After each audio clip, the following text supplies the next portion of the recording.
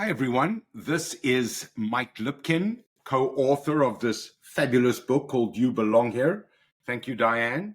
How to make people feel safe to be their best, take bold risks, and win. And I'm here with my co-author, Dr. Diane McIntosh. And what we try and do in these short podcasts is choose an important part of the book and then engage in conversation around that, so you can take some of the key insights from the book away with you. And of course, if you like what you hear, we invite you to purchase the book on Amazon and leave a review. So today we have a very interesting topic, which is what we brand as the 5 facets of faithworthiness. Now, let me define for you what faithworthy means. So faithworthy means that people can believe in you, not just depend on you. That's called trustworthiness. Trustworthiness is table stakes. It means that people don't have to worry about your performance. Faithworthiness, on the other hand, is a game changer. It means that people are uplifted by your presence.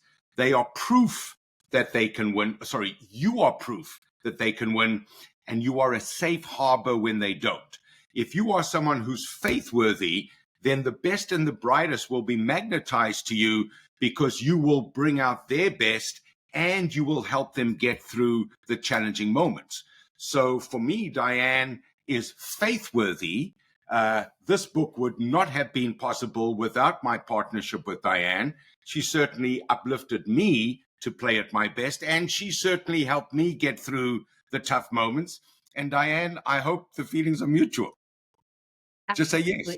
Absolutely, yes, Mike. But I have a great colleague, and she often talks about your brand and how important your brand is. And I think your brand is golden if it's rooted in faithworthiness. I think, to your point, that trustworthiness is table stakes. I got to trust you as a teammate, but having faith in you, having a sense that you are my partner in this journey, and that we can rely on each other in the ups and downs. That's like our relationship. And it really does go to your brand as a teammate, as a leader, as a friend, your faithworthiness. Yeah, so good. I've got a little shirt on here, and it's got this little Levi's logo.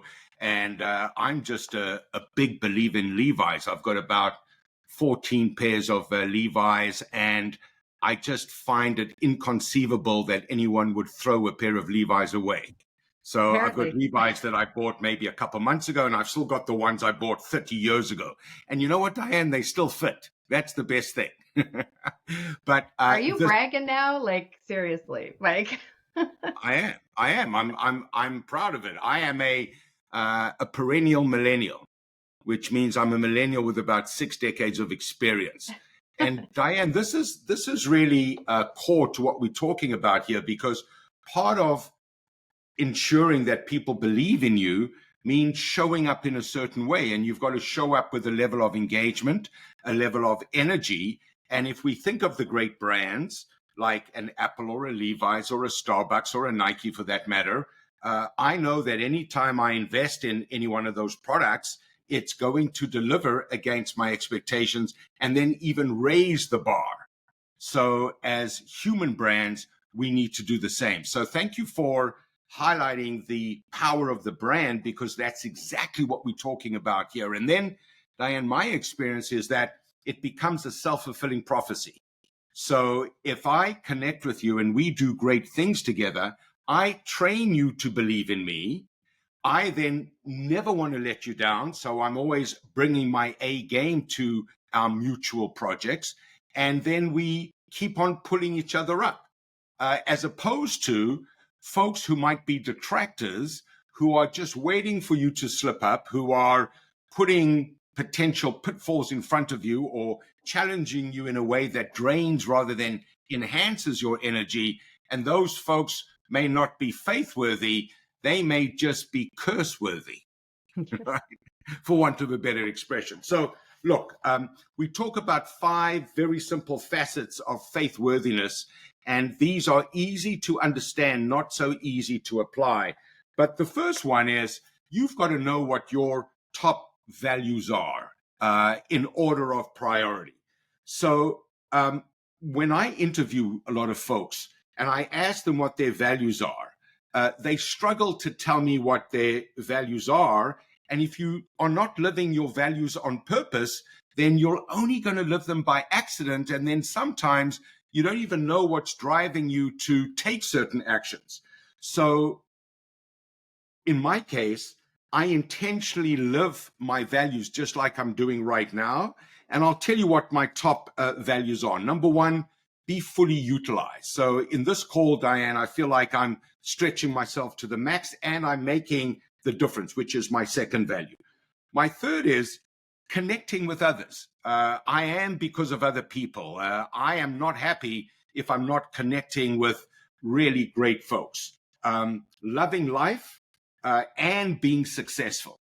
So those are my top values: being fully utilized, making a difference, connecting with others, loving life, and then being successful. I'm curious, Diane, what would your top values be?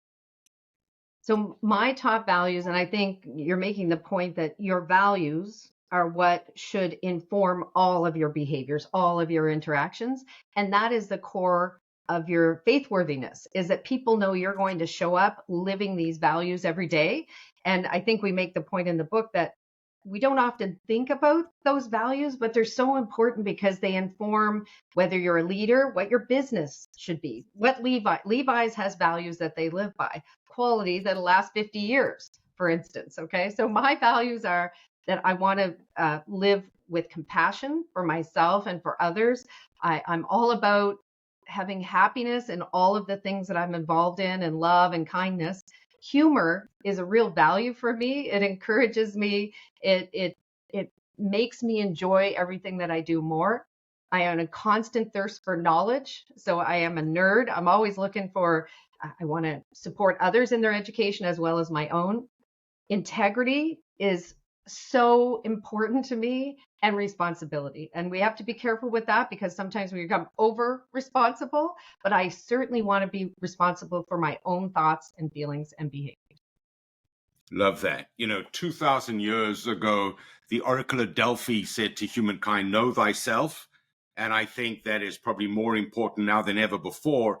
And the only way I know that Diane has those values is her actions. So what Diane has just said here, I really feel that you walk and talk, and that's been our experience together over the past 18 months since we started this project.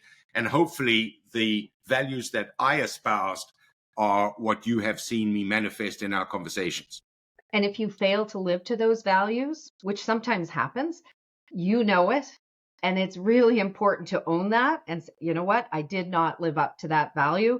I'm going to change my behavior. And sometimes that means apologizing either to yourself or the people who lived it. But if you know what those values are, you know when you fall short and you reinvigorate yourself to live to them.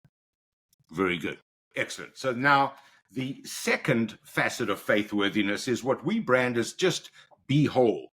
And that means whole as a word means entire, unified, complete, and undiminished. So the question we put in the book is, are you fully expressing your power, or are you withholding your contribution? How much of you is going unused? Are you being worthy of your gifts? Are you being true to yourself? Are you consciously seeking self-actualization? So I'm always in a state of tension around being whole, Diane, because I kind of feel I could be a lot more than I'm being, but I don't regard that as stressful. It's just a tension that's pulling me into the future. It pulls me forward. And writing this book has been one of the ways that I'm endeavoring to be that whole Mike that I know is always going to be ahead of me. So I'm just curious, Diane, in terms of you being whole and your interpretation of that, and potentially your experience of writing this book in pursuit of being whole. Well, I think all of the different things I've done, the different iterations of my career, of my life, have all been in pursuit of feeling like I'm, I guess, amplifying the strengths that I have, being able to use all of the gifts that I've been given.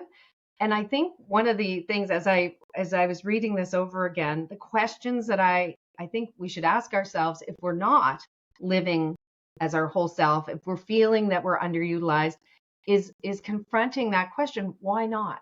What is holding you back? What is there something you're afraid of? Are you in an organization that is not able to encourage you to be in living to your whole, or are you in a relationship that's holding you back from being your whole, whether it's a friendship or in an intimate relationship? If you're not, why? And that's sometimes a difficult conversation to have with yourself, but it is a really important one. Oh, Diane, the more we talk, the more I learn from you. And this concept of why not, I think those could be the two most important words we say to ourselves or ask ourselves on any given day, because the older I get, and hopefully I've still got another 30 or 40 years on this planet, but when I look back, the moments I regret is when I gave myself an excuse in terms of not being whole. I gave myself an alibi. I say, well, the reason I didn't do that is because of this person or because of this circumstance. And I know that if I was fully committed to being fully me, I could have blown through or past those obstacles. So now I'm still playing catch up at this evolved stage of my life. I love that. So now number 3 is to be consistent across our roles and mediums of communication. And by that, we mean that champions perform at levels of excellence that they never fall below. They honor the standards that they set for themselves by preparing for them. There was an ancient Greek poet called Archilochus, and I'm sure I've butchered the pronunciation of that, but he said, we don't rise to the level of our expectations, we fall to the level of our training. So excellence takes practice. And what is very interesting, Diane, is the Olympics is about to begin. And the Olympics have something called a minimum qualifying standard. So if you are the fastest runner in your country, but you cannot run an event under a certain time, then you don't qualify for the Olympics. So by having that qualifying standard, these athletes know what to train for. And they also know that if they don't meet that standard, they're going to be disqualified from the game. So knowing what your standard is and then holding yourself accountable to that standard, irrespective of the situation you find yourself in, is a way of becoming faithworthy. So for me, one of the standards that I would endeavor never to fall below is to be all in a conversation like this. I've got the privilege of your time. We've got the privilege of people watching and listening to us. And maybe something we talk about in this conversation could make a major difference in somebody's life. So my standard is I'm going to be the best I can be at 1:14 p.m. on Friday, July 26th. Now, maybe this is not as good as I was last week. It might not be as good as I'm going to be next week, but it's as good as I can be right now. That's my standard. So let me throw something at you that we didn't prepare for, Diane. What would a standard of yours be that you felt like you could never fall below? Oh, that's a good question. Well, I guess no, that's easy for me because there are expectations that I hold myself to professionally as a psychiatrist that I must never fall below. And that has to do with my integrity as far as being a safe. That if you tell me something in my role, in my professional role, I will never break that promise to you. I have to be absolutely faithworthy in that, because if someone were to be concerned that they could tell me something and that I would share it with someone else in the context of my role as a psychiatrist, that would destroy my brand and it would destroy my professional standing. So absolutely never, ever acceptable. I want to add something to this, though, Mike, when we're talking about this a champion holding themselves to this level, because we've spent a lot of time in this book talking about leadership roles. And I think this is a place where leaders are so important, because strong leaders, they give direct, honest feedback that build these skills in other people. They encourage their team members always to be growing. always to be looking at their strengths and amplifying those strengths, and also mitigating their weaknesses. This, you can't be strong in absolutely every place. So where are your strengths? How do you build them? And if you do identify weaknesses, how am I going to find my way around those things? And also encouraging your team members, always preparing for that next step. If you don't create an environment for your team members where they feel like they are always growing, they have an opportunity, they will leave. And, some people get really comfortable, and as long as you're in your space and you're comfortable and you're still driving it, great. But some people will get bored and tired. And if you don't give them a path as a leader, you will lose them. So good. So good. So whether someone has just joined you or they've been with you for years, you've got to keep on re-recruiting them to the team. Exactly. I like that a lot. Okay, so let's look at the fourth facet of faithworthiness, and this is say it, then do it. So the questions that we put in the book is, how close are your actions to your commitments? If you give someone your word, can they take you at it? When all is said and done, more is said than done. So simply following through on promises will brand you as a person of integrity. And then we say over here, Diane, but don't just under-promise and over-deliver. Make a bold promise and then find a way to deliver it to the benefit of everyone around you. And I'll share with you an amazing story, Diane. And this is a conversation that I just had this last Tuesday. So I have a client who went through a near-death experience. He was driving in his car. Luckily, he was at a traffic light, and he had a massive heart attack. And he slumped against the wheel, and his car went forward and bumped the car in front of him. Luckily, the driver in front of him looked back, saw this individual over his steering wheel, jumped out of his car and applied CPR for a solid 5 minutes until the paramedics arrived, and they resuscitated him and literally brought him back to life. Insane. Now, why am I telling you this, Diane? Because that happened 3.5 months ago. And you know what he said? He said, the most important relationship that I have now that I have another chance is the relationship to the truth. He said, I'm not going to snow people anymore. I'm not going to lie anymore. I'm not even going to be expedient anymore. I'm going to call it the way I see it. When people deal with me, they must know that they're going to hear the truth. And if I say something, I'm going to do it. And I thought, isn't that interesting? It takes a near-death experience to motivate us to recalibrate our relationship to the truth. So I loved his comment about say it, then do it. And certainly from my side, I want to become known as someone who, if I say I'm going to do it, I do it. And I think that's what really magnetized me to you, Diane. And that is when you say something, it gets done.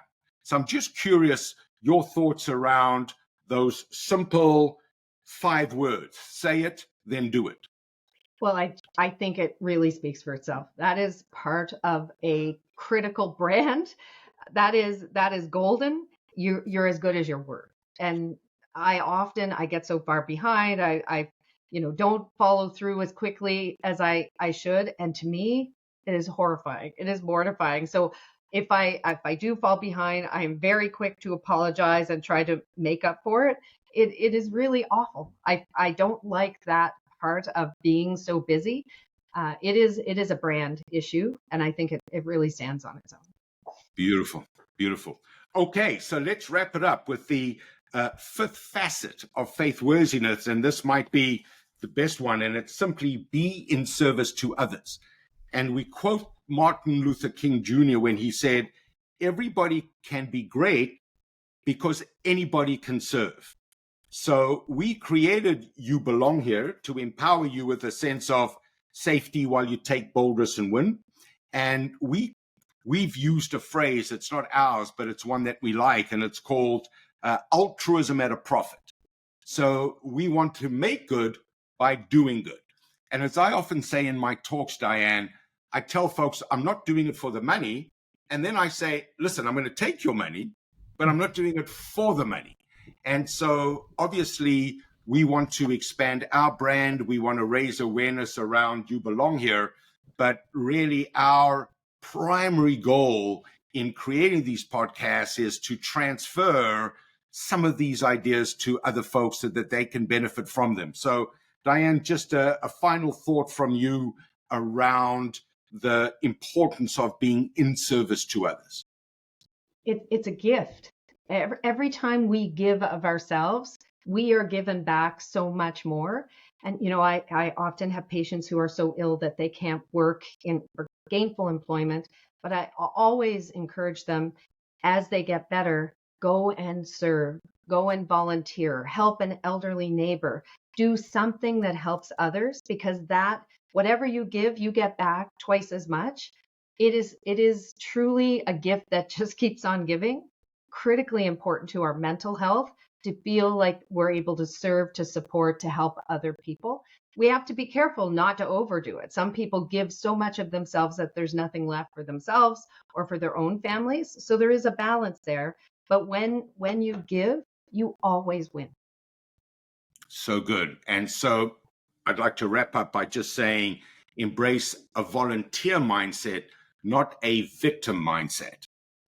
So do things because you get to do them, not because you have to do them. And even those things that you have to do, if you can find a way to elevate the impact that you can have from even doing the have to do tasks, then you take them to the next level. And then you find yourself maybe dramatically or just incrementally becoming someone others can believe in, not just depend on. But at the same time, every time you do it, you are strengthening those faithworthy muscles. So hopefully you and I have strengthened our brand through this podcast, Diane. And as a result of watching or listening to this, people feel like they can believe in us to bring them even better and even more powerful thoughts moving forward. I am always enriched by these discussions, Mike, every time we have them. And certainly I have great faith in you because I have witnessed you living to your values and really supporting me as we've gone through this process in a very, very open and altruistic manner. Merci beaucoup. Thank you. Thank you.